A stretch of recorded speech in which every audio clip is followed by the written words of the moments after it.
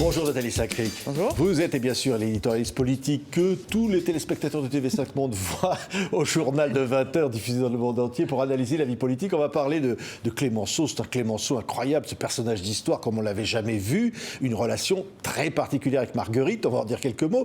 D'abord, la relation très particulière de Macron avec les Français aujourd'hui est à un tournant là, parce qu'il va falloir décider si oui ou non on va par exemple confiner le week-end l'Île-de-France, 18 millions d'habitants. C'est-à-dire que le Covid, on n'en sort pas. Il faut que les Français le comprennent. Il faut que les Français comprennent. Il faut que les Français comprennent qu'il n'y a pas de visibilité. C'est-à-dire qu'y compris si on confine que le week-end ou la semaine, on n'est pas capable de dire ça sera 3 semaines, 4 semaines, 5 semaines, 6 semaines. Parce qu'il faut bien avouer que comme avec les variants, tous les variants qui apparaissent tous les 2 jours, on n'a pas une possibilité de savoir et de se projeter, même si le gouvernement essaie de le faire, en essayant de ne pas désespérer les Français. Il y a un côté pragmatique et empirique, c'est-à-dire qu'on nous avait dit peut-être le bout du tunnel mi-avril, et puis finalement le bout du tunnel on ne le voit pas.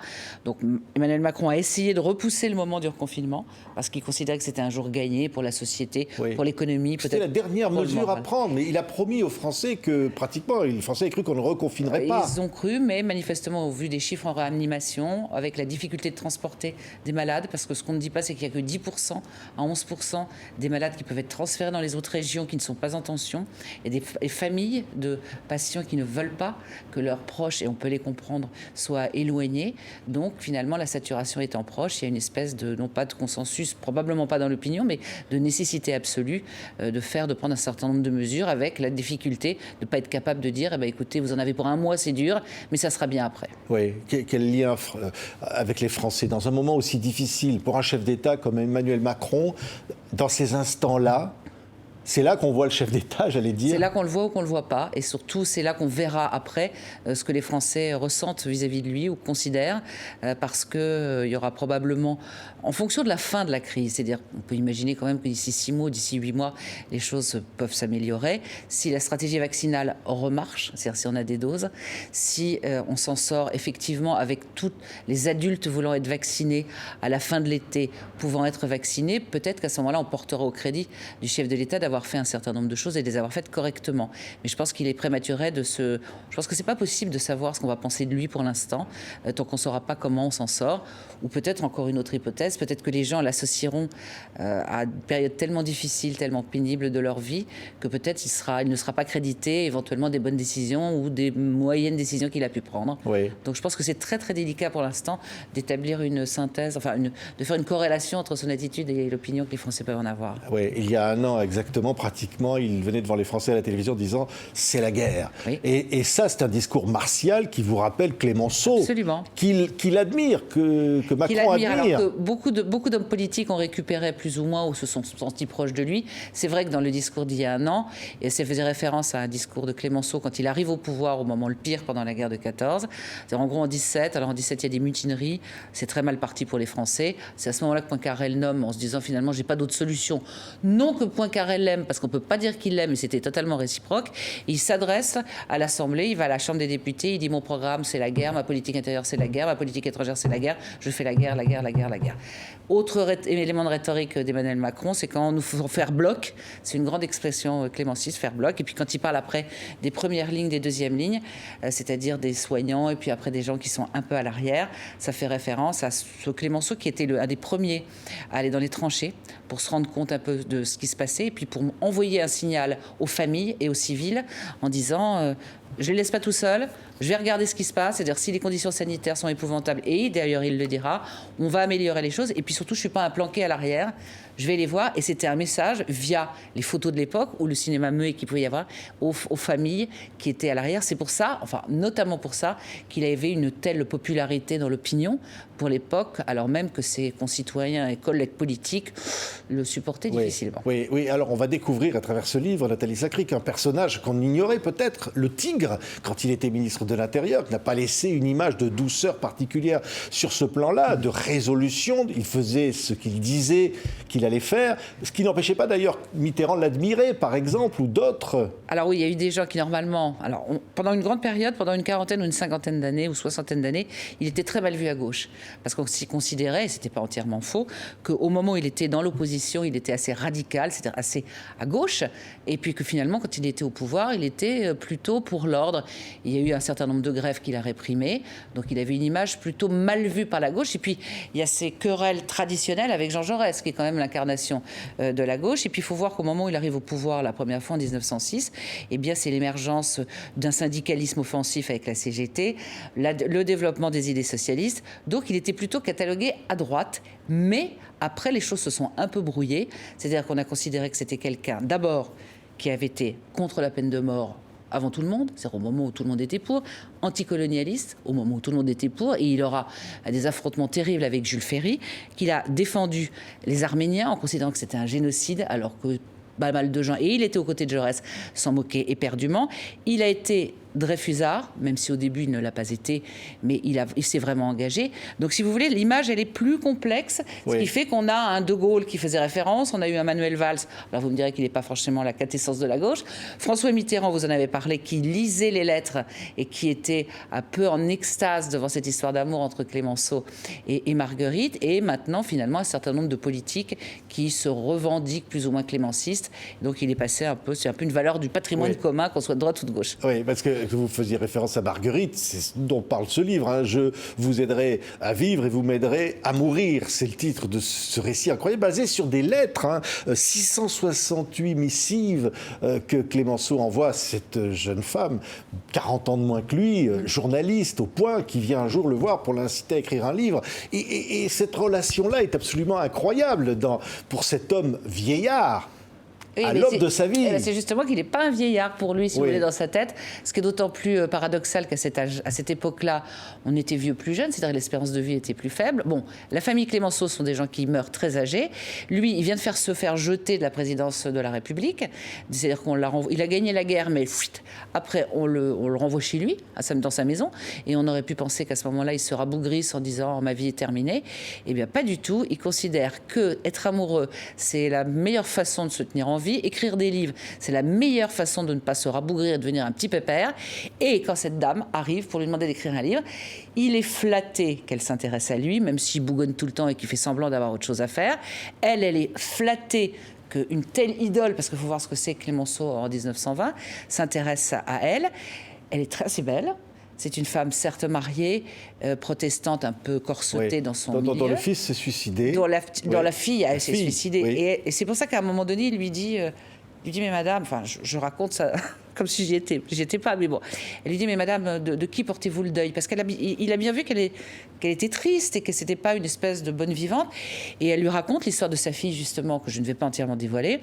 Et à ce moment-là, il lui prend la main et lui dit, donnez-moi votre main, je vous aiderai à vivre, parce qu'il sait qu'elle vit d'un mal, elle a un mal-être absolument profond. On dirait qu'elle est en dépression, si on utilisait des termes d'aujourd'hui pour avant. Et il lui dit, vous m'aiderez à mourir, parce qu'il sait très bien. Et il le dit sans arrêt, entre deux, il y a une lutte pour le temps. Il lui dit, vous avez plus de mois à vivre que j'ai de secondes. Et il dit, on me dit d'attendre les beaux jours, mais les beaux jours m'attendront-ils? Il sait très bien qu'il est menacé. Il n'est pas idiot, il sait très bien qu'il est âgé, mais il prend une espèce de regain de vitalité, de jeunesse grâce à elle, et elle revit un peu grâce à lui. Donc finalement, ces 668 lettres, c'est une façon... Et il se voit aussi, parce que c'est pas épistolaire, c'est une façon pour les deux d'emplir ce pacte qui est le titre des livres. Oui, une relation d'amitié, vous êtes certain seulement d'amitié? Non, je pense... Alors, une fois de plus, je n'étais pas dans la chambre. Il y a des choses très curieuses pour l'époque, enfin très curieuses, très engageantes. C'est-à-dire qu'elle va le voir dans sa maison, elle va dormir chez lui. En Vendée, à Saint-Vincent-sur-Jard. Ils se voient tous les jours. On voit dans la correspondance de Clémenceau qu'il lui fait des allusions, non pas grivoises, mais des allusions qui ne sont pas simplement « vous êtes très belle, madame », quand il dit « mon petit intérieur brûle ». Il se compare à un bébé même. Oui, absolument. Et on sait quand même des lettres qui montrent qu'il est d'une certaine verdeur et qui ne considère pas que les femmes, c'est juste quelque chose qu'on regarde. Alors, on n'a pas ces lettres à elle, puisqu'elle a demandé à Clémenceau de les brûler. Alors vous refaites ça, Nathalie. Vous inventez inventer son journal intime. J'invente, mais grâce aux petits-enfants de Marguerite Baldensperger, qui donc se souviennent de ce que leurs parents leur ont dit, c'est-à-dire les enfants de Marguerite. J'ai des éléments quand même sur son tempérament. Et puis, vous savez, quand il lui répond, on imagine ce qu'elle lui a écrit. Donc, on peut à peu près voir quel était l'état de leur relation.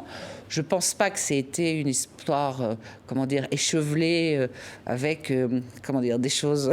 Oui.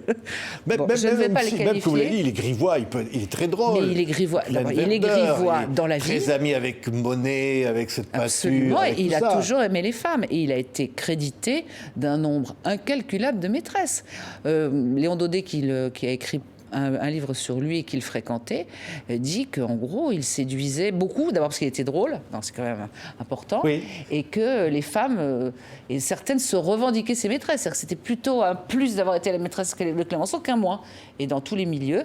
Donc, je pense que sa verdeur et son entrain ont dû séduire Marguerite, jusqu'à ce point, je ne sais pas, oui. Mais quand même, à mon avis, un peu plus que purement platonique. Oui, et ce qui est fou, c'est que la petite histoire rejoint la grande, parce qu'elle est la petite et qu'elle est la grande, mais il regarde ce qui se passe dans cet entre-deux-guerres, après la guerre de 14. Il y a tout ça, il y a finalement l'engagement, vous l'avez dit, dans toutes sortes de causes, et en même temps, il y a cette vie intime, cette vie incroyable qui aide à comprendre finalement l'histoire. C'est-à-dire qu'il est... Effectivement, il a été chassé du pouvoir. Alors, chassé du pouvoir par des parlementaires, parce qu'à l'époque, le président de la République n'était pas élu au suffrage universel. Il part 1 an ou 2, il va visiter, il va en Grèce, il va en Égypte, il va en Inde, il va partout, il va en Amérique latine, il va aux États-Unis, parce que c'est quelqu'un qui est obsédé et passionné par les cultures autres. C'est pour ça qu'il est aussi anticolonialiste, c'est-à-dire qu'il ne considère pas qu'en Europe ou en France, on est des génies absolus et que les autres sont des abrutis. Clairement, il s'intéresse aux religions partout, à toutes les mœurs. Donc, c'est quelqu'un qui est très vivant. Et puis, il a beau dire qu'il ne veut plus lire le journal, que la politique c'est terminé, que ça n'intéresse pas. Il a fait de la politique toute sa vie. Donc, il regarde tout. Il est obsédé par l'idée de la montée des périls dans l'entre-deux-guerres, du réarmement allemand. Il va chercher, il va fouiner pour essayer de savoir quel est le budget de réarmement des Allemands, s'ils construisent des chars, des bateaux, des avions, des fusils et tout ça.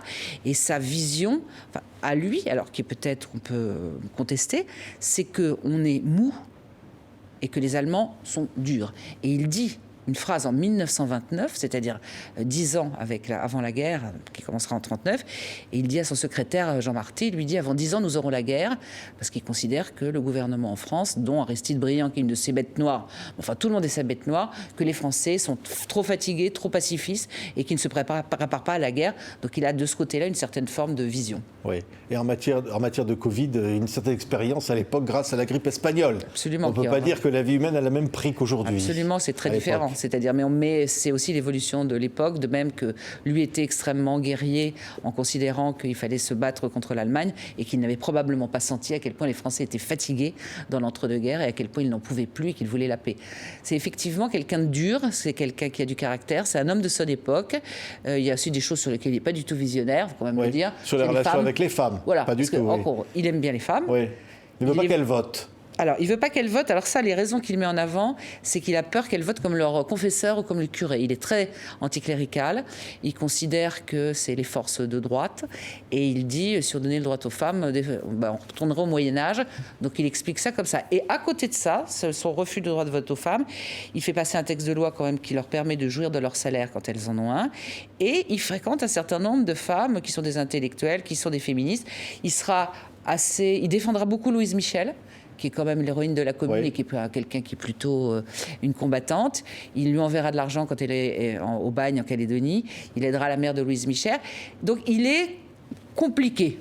Voilà, il est compliqué, mais sur le fond, son modèle personnel, c'est une femme avec qui on peut discuter, plutôt jolie, plutôt pas trop encombrante. Oui. Et qui ressemble à une femme, parce qu'il a quand même des critères sur les femmes. C'est le portrait de Marguerite. Et voilà, et Marguerite, ça ressemble à Marguerite. Elle est un peu effacée, et c'est juste ce qu'il lui faut. Merci Nathalie Chakrig, c'est formidable, c'est passionnant. Je vous aiderai à vivre et vous m'aiderez à mourir ce récit, votre premier livre roman aux éditions de l'Observatoire. Merci Nathalie. C'est moi, merci beaucoup.